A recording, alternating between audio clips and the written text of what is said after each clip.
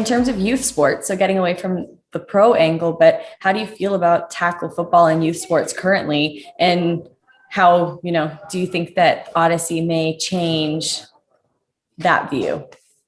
Well, remember that the younger brain is at more risk because it's still maturing. Remember, when we're talking about high school or even Pop Warner, we're talking about kids that still have to go to school. So their job isn't football. Their job is going to school. And when they get hit, the concussion lasts longer. It takes more time. The younger brain is just not prepared for that. So you have to address the issue of whether or not it's healthy for. Yeah, I love the game of football.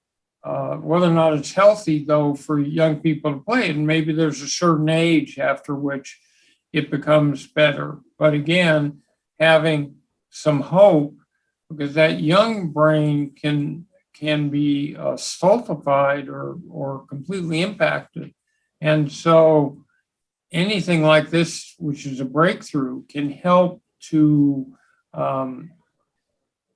bring relief to younger players. I mean, we saw high school players who on the baseline testing, where they take a cognitive look at where someone is, then they get concussed, they take a second cognitive look.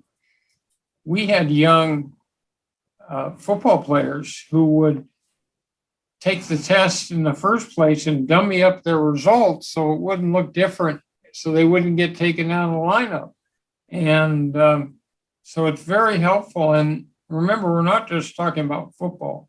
We're talking about hockey and field hockey and anything that involves collision. So if you think about the application, it could be for people who fall off horses or motorcycles or hit their head in any way. This can, if you can do it for pro football players, you can do it for anyone.